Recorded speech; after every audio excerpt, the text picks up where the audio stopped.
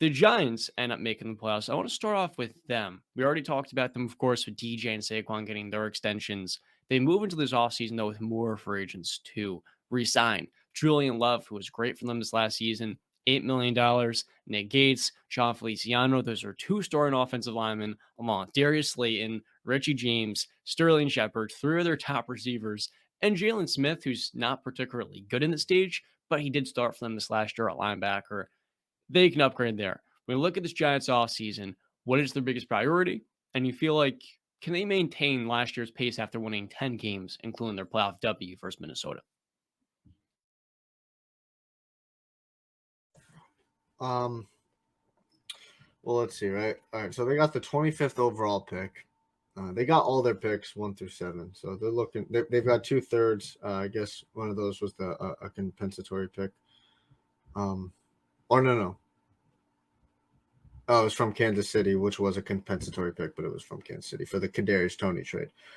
So yeah, listen, the Giants had a quote unquote Cinderella season, a magical season. A lot of pixie dust was was sprinkled onto that season where they overachieved, and that's not me slighting them. That is just the fact of the matter. They overachieved.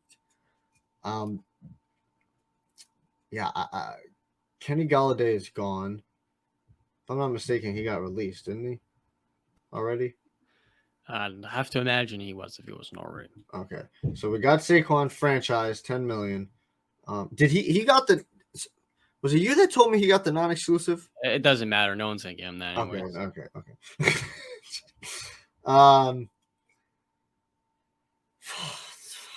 okay, let me see who their opponents are for next season. I can give you okay. So they play their NFC East, right?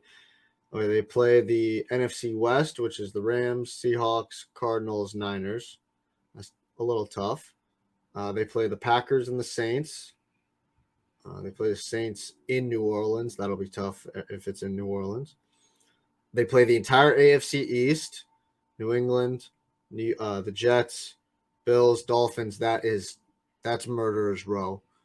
And then they play the Las Vegas Raiders in Vegas. It's a tough schedule, man, in my opinion. So, do they replicate it, John? You asked me. I don't think so, man. I think that they do regress to the mean a little bit.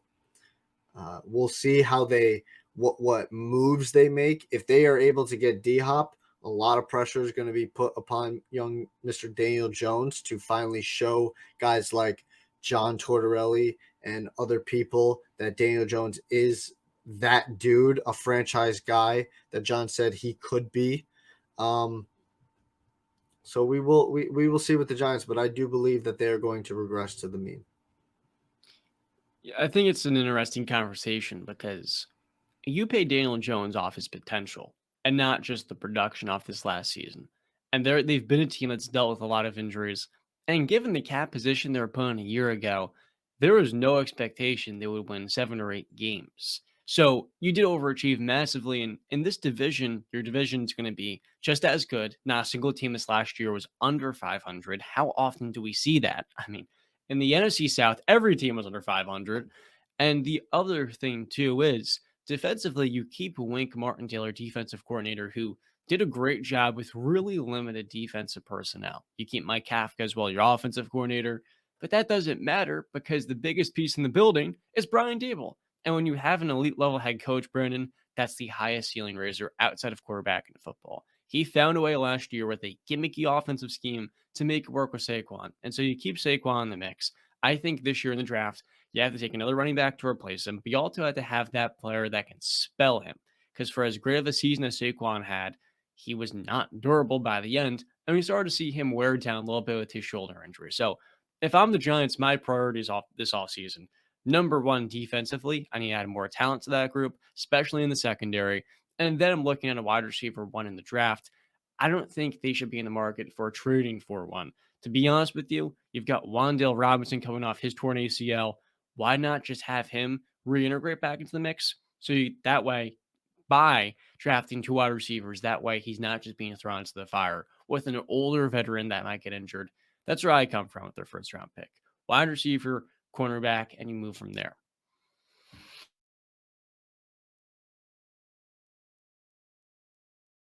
You're muted again. Apologies. You said wide receiver, cornerback, and move from there. Mm-hmm.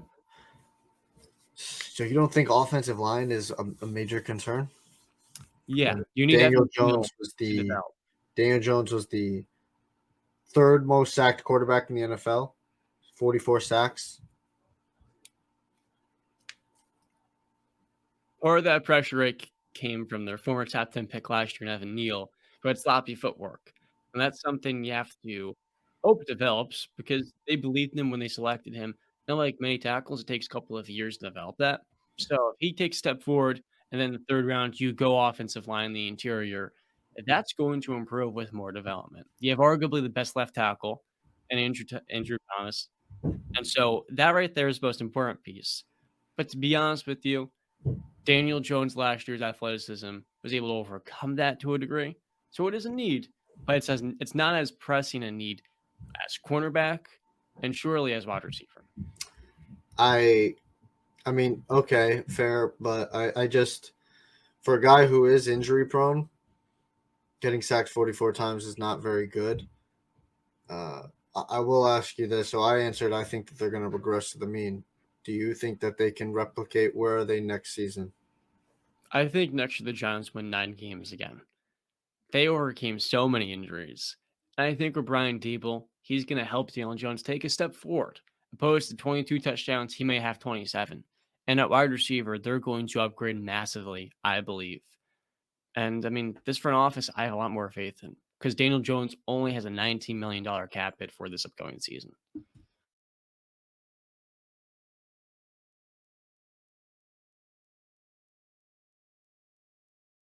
You're muted again. Trying to get used to this. My bad. I said I think that they're going to win a couple less games than they did last season. That's fair with their schedule.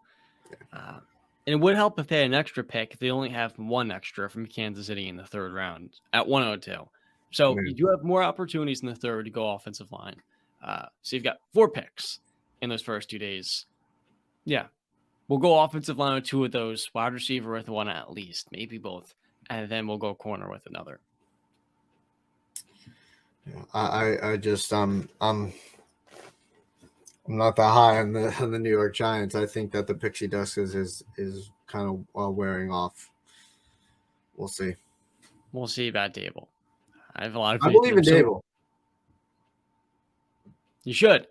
I Another team we should believe in, you didn't believe in them coming into the year, was the Philadelphia Eagles. Now, they won 14 games, went to the Super Bowl, played a great game versus Kansas City, but ultimately lost. A couple of plays killed them.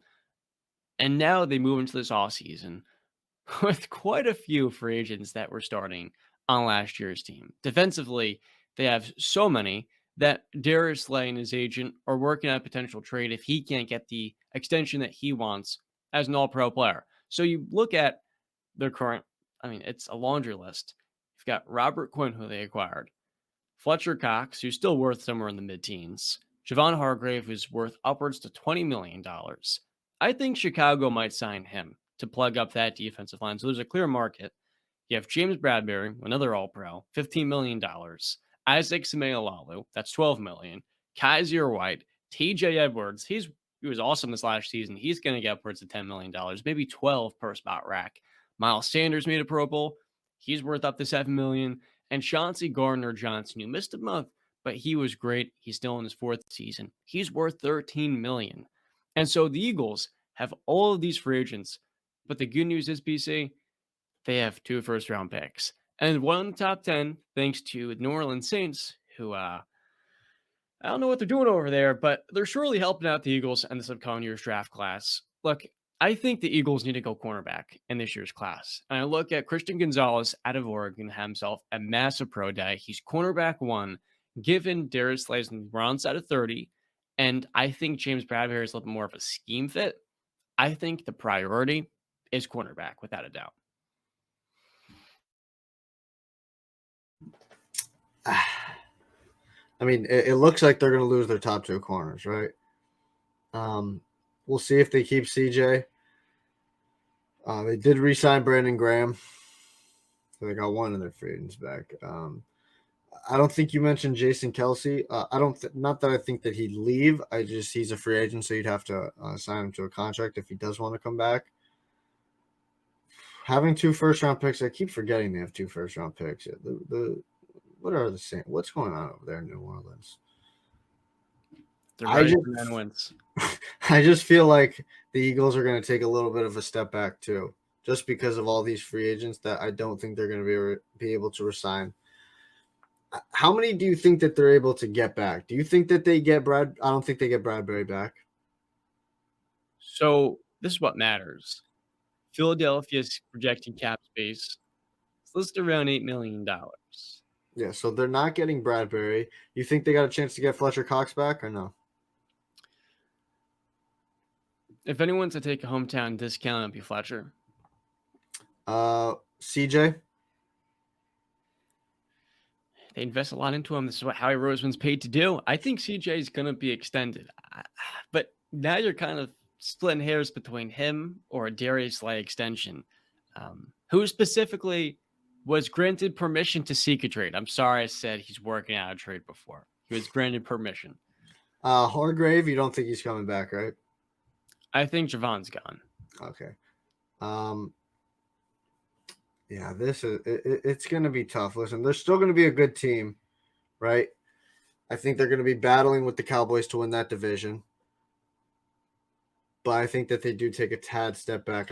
It'll be interesting to see if Jason Kelsey does retire. I don't know how he's feeling after that a Super Bowl loss. That's got to be a crusher. But he has won a Super Bowl, so he's already done that. So maybe he feels like, I'm old enough. I played in 2 Super Bowls. I don't want to go through this anymore, which is completely fine. You've done this for a long time. You're a Hall of Fame player, but maybe he does come back. So it'll be interesting to see if he does. If he doesn't retire, I think he's going to be back in Philly. I think they'll work out a friendly deal.